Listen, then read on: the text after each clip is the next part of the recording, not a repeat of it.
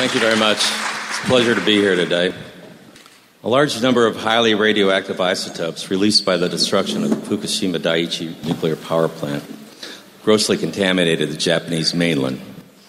Most of these radionuclides had short half-lives, which meant they would essentially disappear in a matter of days or months.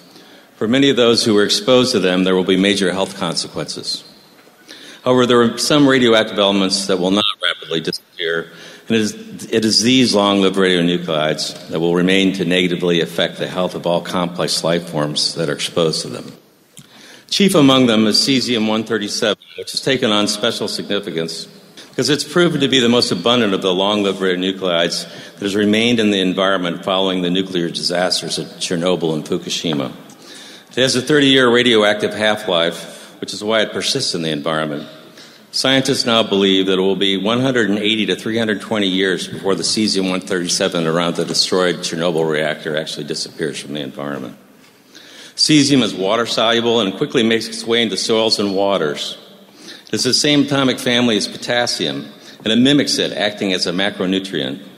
It quickly becomes ubiquitous in contaminated ecosystems. It is distributed by the catastrophic accidents at nuclear power plants because large quantities of volatile radioactive cesium build up inside the fuel rods of nuclear reactors.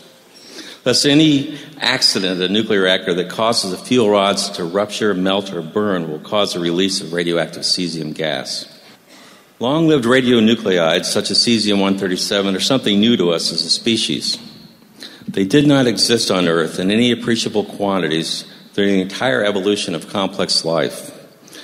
Although they are invisible to our senses, they are millions of times more poisonous than most of the common poisons we are familiar with.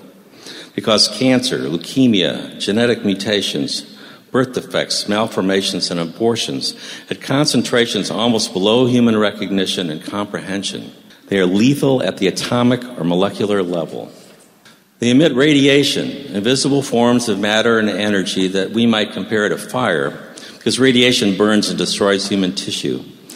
But unlike the fire of fossil fuels, the nuclear fire that issues forth from radioactive elements cannot be extinguished.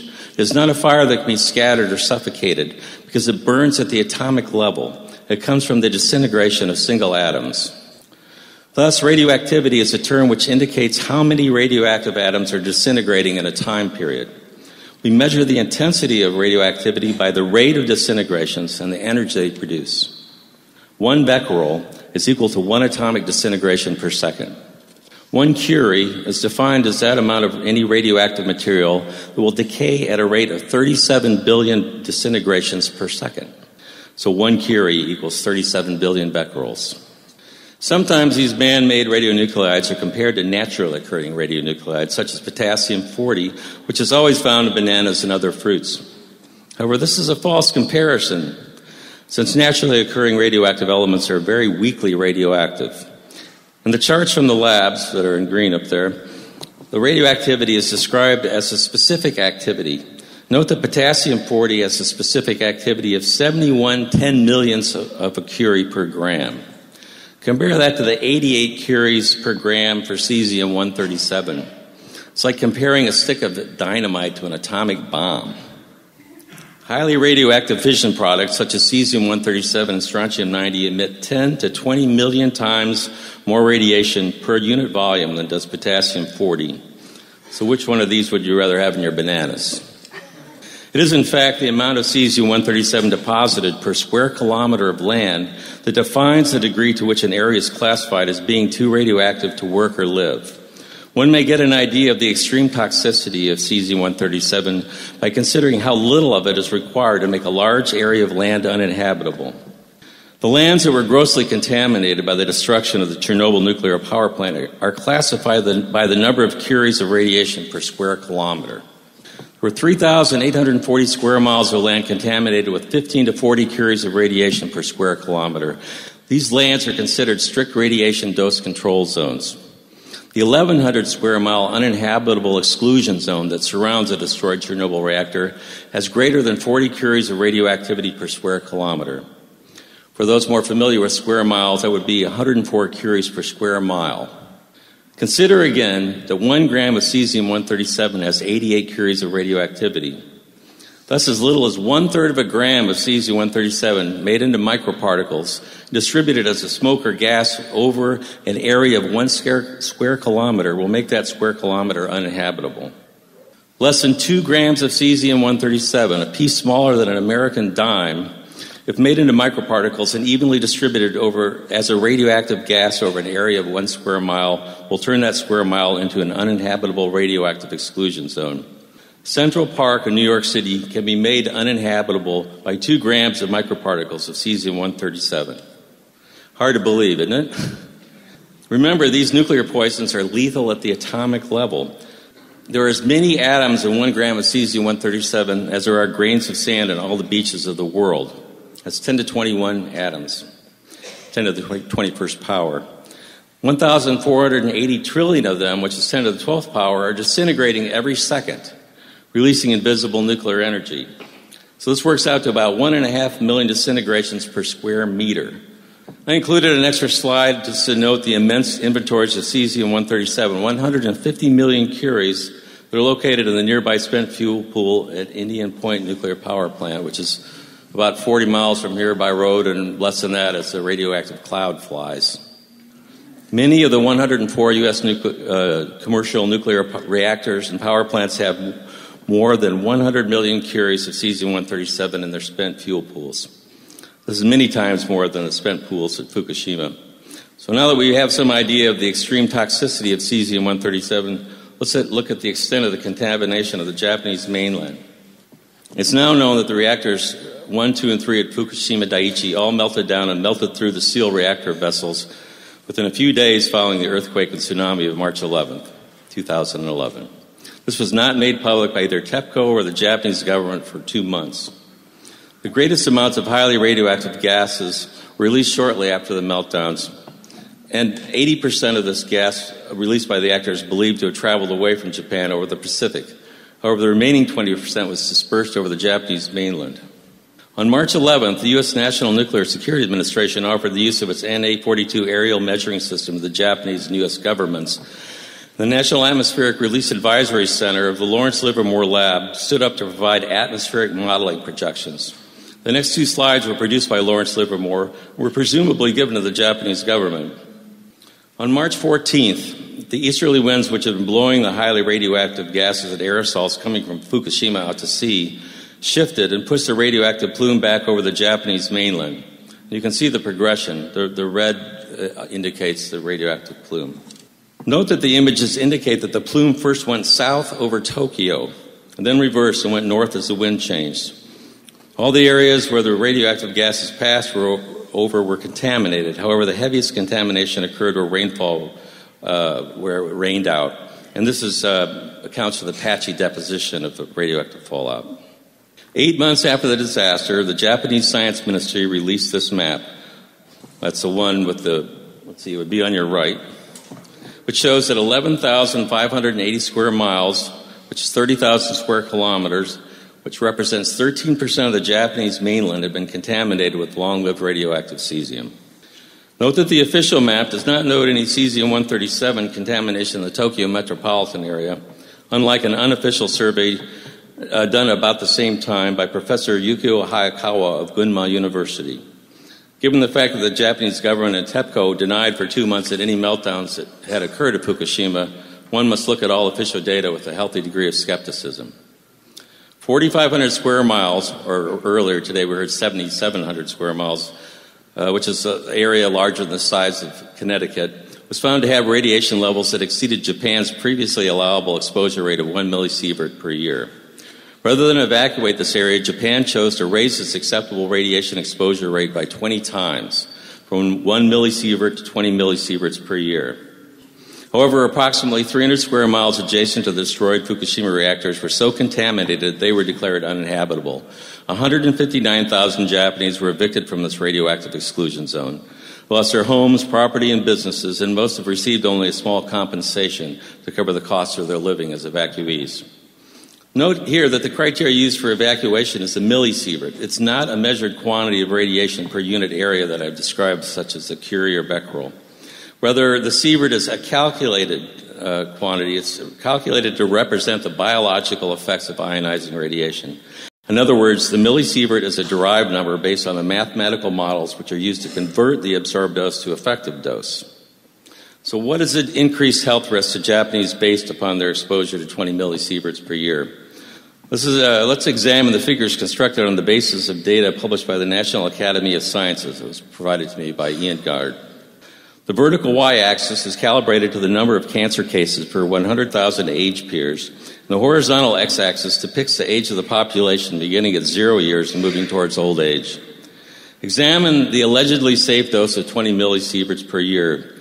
As a result of this exposure, there will be about 1,000 additional cases of cancer in female infants and 500 cases of cancer in infant boys per 100,000 in their age groups. There will be an additional 100 cases of cancer in 30-year-old males in their age groups. Now, notice that children, especially girls, are at most risk from radiation-induced cancer. In fact, female infant has 7 times greater risk, and a 5-year-old girl has 5 times greater risk of getting a radiation-induced cancer than does a 30-year-old man. I want to note here that there's a great deal of controversy in regards to the accuracy of the methods used to arrive at the millisievert measurement, especially in regard to an accurate determination of the biological effects of an external versus internal exposure to ionizing radiation. That is, the effects of an exposure to a source of ionizing radiation that is external to the body versus an exposure that comes from the ingestion of radionuclides that provide a chronic, long-term internal exposure to living cells, which are adjacent to the radioactive atoms or particles. In the land surrounding Chernobyl and Fukushima, the primary route of internal exposure is through the ingestion of foodstuffs contaminated with cesium-137, which tends to bioaccumulate in plants and animals. What this means is that cesium-137 cannot be excreted faster than it's being ingested. Thus, it accumulates and increases in its concentration in the plant or animal that is routinely ingesting it. Cesium-137 also tends to biomagnify as it moves up the food chain. This means it becomes progressively more concentrated in predator species. We've seen this before with other industrial toxins, such as DDT, which can magnify its concentration millions of times from the bottom to the top of a food chain. Consequently, all of the foodstuffs in a contaminated region tend to contain cesium-137. Those naturally rich in potassium, such as mushrooms and berries, tend to have very high concentrations. Dairy products and meats also tend to have higher concentrations. The International Commission on Radiological Protection, the ICRP, which sets radiation safety standards, recognizes that cesium-137 bioaccumulates in humans. This ICRP figure compares a single ingestion of 1,000 becquerels of cesium-137, a one-time exposure, with a daily ingestion of 10 becquerels. On a single exposure, notice that half the cesium-137 is gone from the body in 110 days. That's considered the biological half-life. Note also that with a routine daily ingestion of 10 becquerels of cesium-137, the total radioactivity within the body continues to rise until after about 500 days there are more than 1,400 becquerels of radioactivity measured in the body.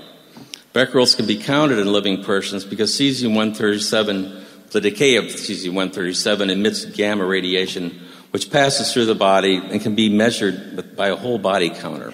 So they have a chair that kids can sit in, or anyone, and they can calculate the amount of becquerels per kilogram of body weight.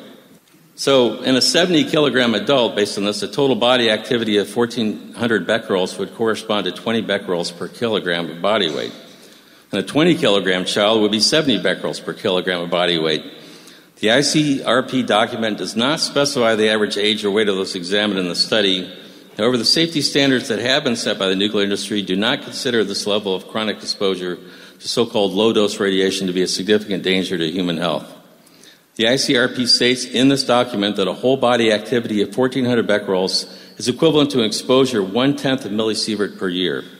In other words, the radiation models used by radiation biologists to convert this level of internal absorbed dose to effective dose do not predict serious health risks from such exposures. In fact, they stated it's safe to have 10 times this exposure level.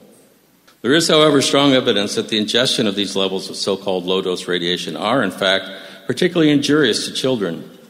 Research done by Dr. Yuri Baniszewski and his colleagues and students in Belarus during the period 1991 through 1999 correlated whole-body radiation levels of 10 to 30 becquerels per kilogram of whole body weight with abnormal heart rhythms and levels of 50 becquerels per kilogram of body weight with irreversible damage to the tissues of the heart and other vital organs.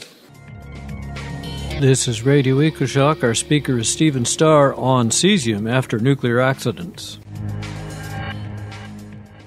One of the key discoveries made by Baniszewski was that cesium-137 bioconcentrates into endocrine and heart tissues, as well as the pancreas, kidneys, and intestines. This goes completely against one of the primary assumptions used by the ICRP to calculate effective dose as measured by millisieverts, that cesium-137 is uniformly distributed in human tissues. Let me restate that the current ICRP methodology is to assume that the absorbed dose is uniformly distributed in human tissues. This is, in fact, not the case. This table, taken from Baniszewski's chronic cesium-137 incorporation in children's organs, compares the radioactivity measured in 13 organs of 6 infants. Very high specific activity, that is, levels of radioactivity, often 10 times higher than in other organs and tissues, were found in the pancreas, thyroid, adrenal glands, heart, and intestinal walls. Baniszewski summarized his 9 years of research in the study entitled Radioactive Cesium in the Heart. With the help of friends, I've just finished editing a new Russian-English translation of this work. It was never previously translated, in large part because shortly after Dr. Baniszewski presented it to the parliament and the president of Belarus, he was summarily arrested and imprisoned. Government agents entered the medical institute which he directed and destroyed his archived slides and samples. After he was released from prison, he was held under house arrest. It was during this time that he actually wrote the study. He did so in an attempt to preserve his research, knowing that he was about to be in prison again for a very long time. Just as Soviet physicians were forbidden to diagnose a radiation-related illness following Chernobyl, the Belarusian government acted to suppress the work of Baniszewski, who had been protesting government efforts to resettle people back into land badly contaminated with cesium-137. In radioactive cesium in the heart, Baniszewski also did a correlation between the amount of cesium-137 in live children and their heart function. He worked with the Belgrade Institute, which conducted more than 100,000 whole-body counts on Belarusian children, measuring the amounts of internally ingested cesium-137 in each child. There were so many contaminated children in Belarus that it was difficult to find any with 0 becquerels per kilogram. However, only those with less than 10 becquerels per kilogram of body weight had normal electrocardiograms. 35% of the children with 11 to 37 becquerels per kilogram had normal ECGs. 20% of children with 37 to 74 becquerels per kilogram had normal ECGs, and only 11% of those with 74 to 100 becquerels per kilogram had normal ECGs.